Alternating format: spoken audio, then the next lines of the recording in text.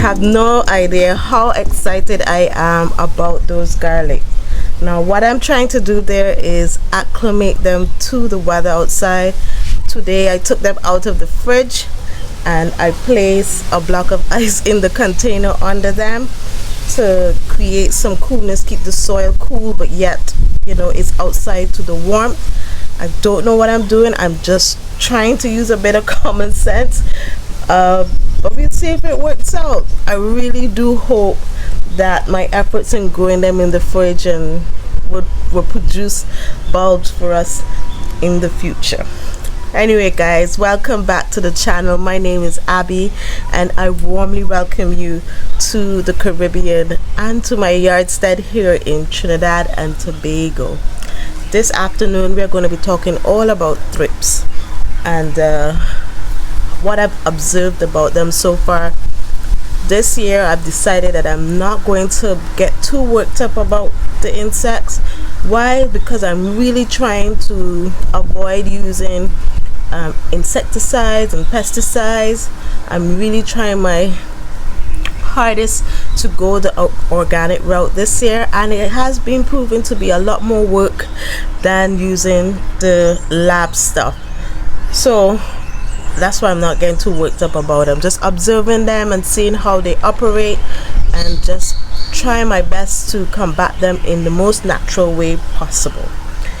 So without further ado, because it's evening time and we're going to be losing our natural sunlight, and the thrips are very fine insects that, as you can see, I wear glasses. They're very hard to see with the naked eye. You really have to zoom in on the foliage. So I really want to show you what are some of the characteristics that I've seen. I hope I could find a leaf, because of late I've been blasting the plants with water from the hose. If I don't have if I don't have water in the pipe, I use my spray can full of water, and as you can see I have my spray can ready, which means there's no water pressure in the pipe. So we're going to use the watering can today to see how best we can blast the thrips that are on the peppers. The thrips affect all plants they affect in the garden, even down to the marigold, guys. You may have remembered, I don't have clips, but my marigolds were all warped and twisted, and I could not for the life of me understand what was attacking them. And now I understand. They attacked my marigolds, the beans, the pak choy, the tomatoes, the peppers, the zucchini. Shall we continue? The eggplant. If you have an eggplant that has flowers and you find that the flowers are dropping, the thrips does that to the flowers. Let me look around the garden to see if I can see other things that I found were affected by it. The cucumber as well, the citrus plants, they were all affected by these thrips. So I'm going to put down the tripod now and I'm going to search for a leaf to show you what these things do. So these peppers are the ones that were affected the most, and as you can see, the new foliage a bit more straight.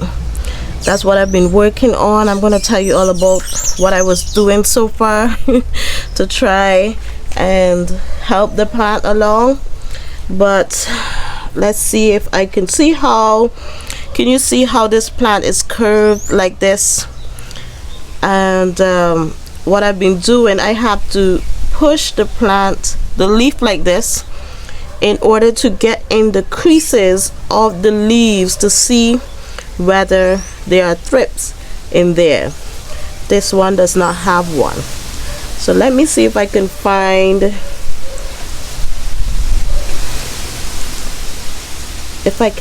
a leaf, and they tend to come after the young tender leaves, and what they're doing, they are punching these leaves and sucking the sap out of the leaf. Hence that's why the leaf is, you know, like someone is just sucking the life out of it, so it curls up like that. So Let me see if I could find something that I can show you. So on this leaf, I'm trying to see if you can see it on the camera.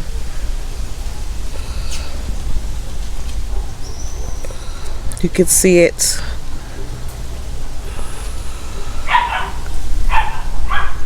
If I come too close, you can't see. Can you see that little thing moving there? You see how it's in the crease? What these thrips do is that in the crease, let me zoom out.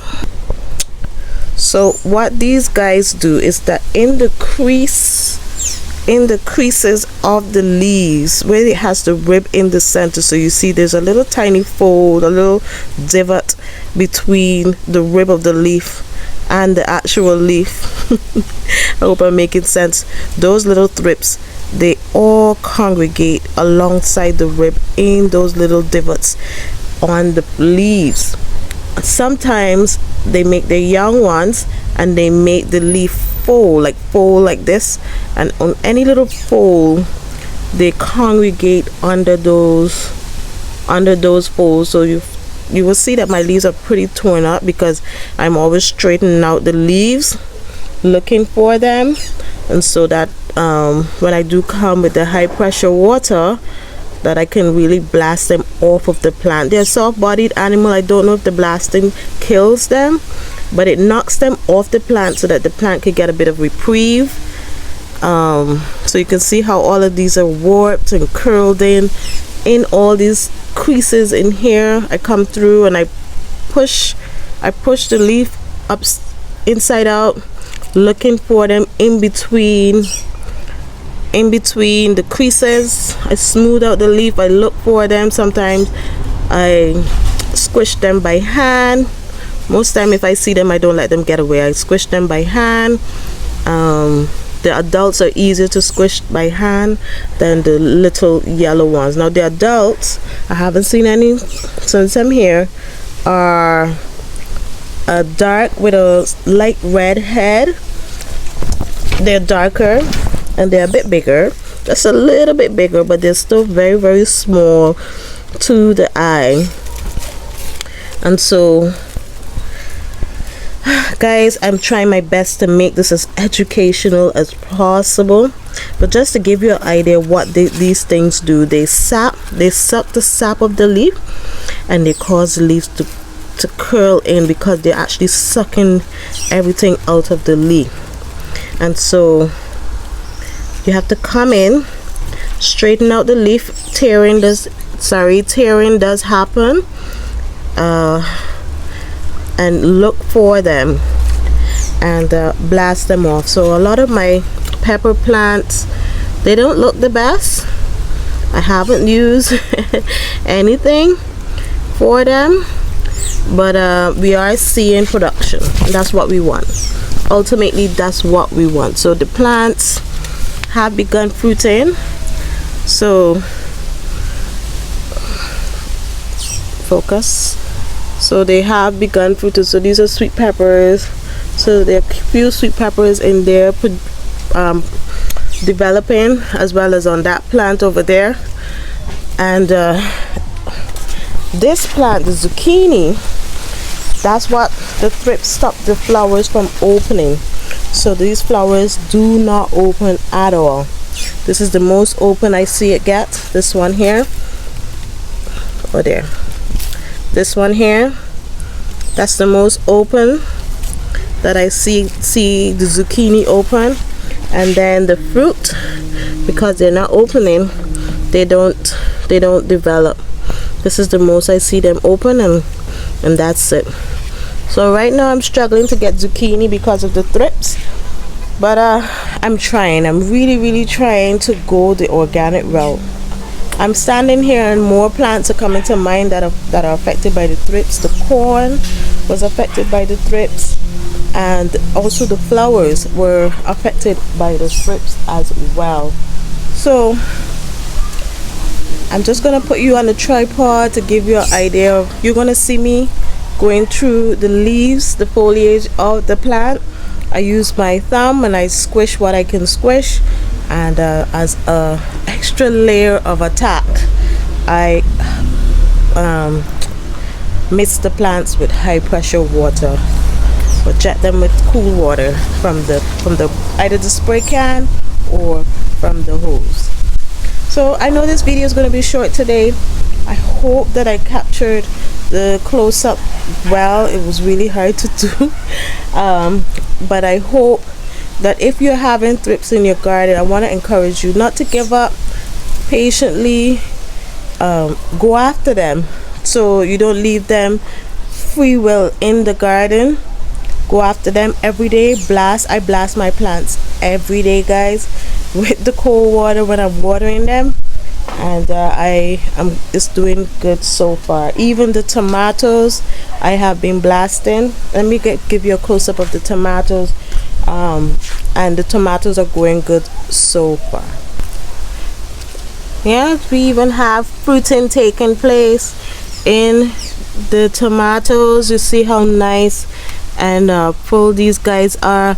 Now with the tomatoes, I do give them a mist of my soapy water, like I said, guys, slightly soapy water with sulfur powder from the pharmacy. I just put a little bit and I mist the tomatoes with that. Why? Because sulfur is antifungal, and we do know that tomatoes catch funguses very, very easily. So at least every 2 weeks, for the last 2 weeks, I have been just giving them a mist at night. At night, guys, sulfur burns in the day, so at night I give them a mist, the plant, of the sulfur and soapy water. Not a lot, very little, and that is so far proven to be working for the tomatoes. They are looking really great.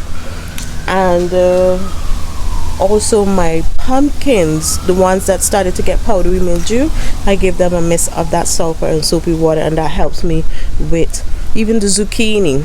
It helps me with the powdery mildew that was showing up on their leaves. So the only how we're going to learn how to deal with these pests is if we get out here and get into it.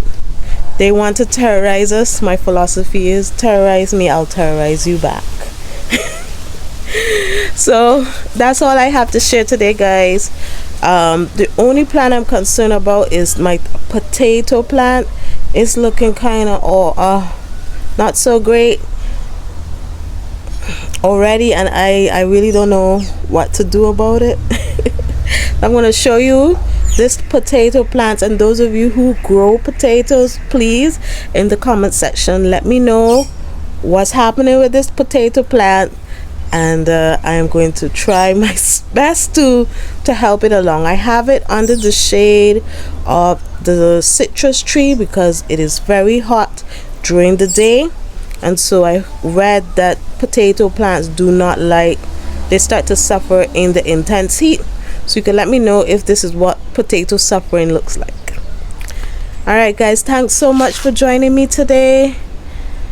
I hope my video was helpful in some way. If it did, please give me a big thumbs up and share the video with your friends and family so that they too could get into gardening. More and more we are seeing how the food system is failing, and if we don't learn now how to do it, we will be scrambling in the end, and that's going to be more stressful. So why not have fun while learning? Alright, y'all, so I'll see you in the next one. Take care. Bye bye, guys. One thing that I forgot to mention, this is an afterthought, I already shoot the video. The jetting of the water onto the pepper plants along with spraying, interchanging between eucalyptus oil and the peppermint oil is what I've been doing to combat the thrips, and I forgot to mention that in the video. So I was working my way through the timeline of the video and I recognized that I forgot to mention that. So I still spray my plants every 3 days with slightly soapy water and the mint oil as well. So just letting you know, guys, what I'm trying in order to combat this pestilence.